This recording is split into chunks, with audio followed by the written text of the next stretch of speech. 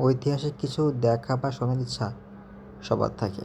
চলে আসছে পুরান ঢাকার ৩০০ বছরেরও বেশি ঐতিহাসিক স্থান লালবাগ কেল্লায়।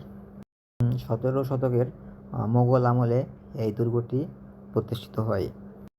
১৬৭৮ সালে মোগল সম্রাট আওরঙ্গজেবের তৃতীয় পুত্র সুবেদার মোহাম্মদ আজম শাহ এটি নির্মাণ কাজ শুরু করেন।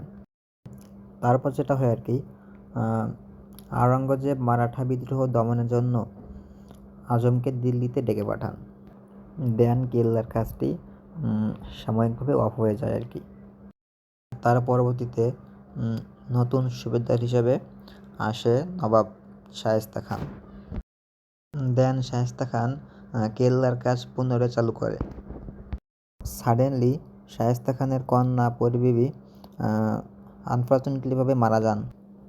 তার মেয়ের অকাল মৃত্যুতে তিনি খুব শকড হন এবং তিনি কেল্লার কাজ অপয়া এবং অশুভ মনে করে কেল্লার কাজ সারা জীবনের জন্য বন্ধ করে দেন।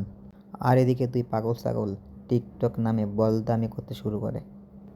আর এটা হচ্ছে সেই ২ তলা বিশিষ্ট দুর্গ যেখানে নবাব শায়েস্তা খান তার সব রাজনৈতিক এবং সব কাজকর্ম এখানে বসে পরিচালনা করতেন। আর এটা হচ্ছে সেই দুর্গে ওঠার সিঁড়ি, যেটা মারাত্মক।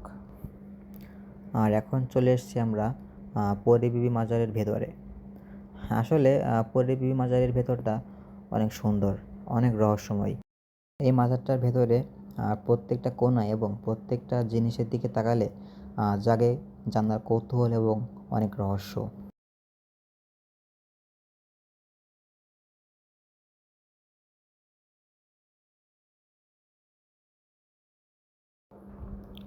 লোককথায় প্রচলিত আছে যে কেল্লায় কিছু সুড়ঙ্গ আছে যেটার মাধ্যমে বুড়িগঙ্গার ওপারে যাওয়া যেত।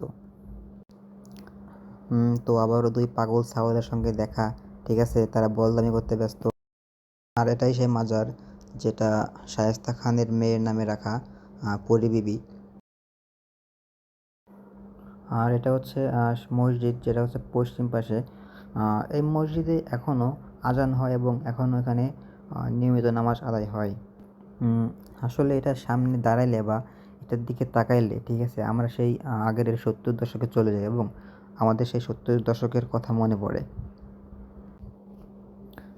আসলে এটার বাহির, ভেতর এবং চারিপাশে দিয়া যেখান থেকেই আপনি দেখেন না কেন, এটা খুবই সুন্দর, খুবই চমৎকার।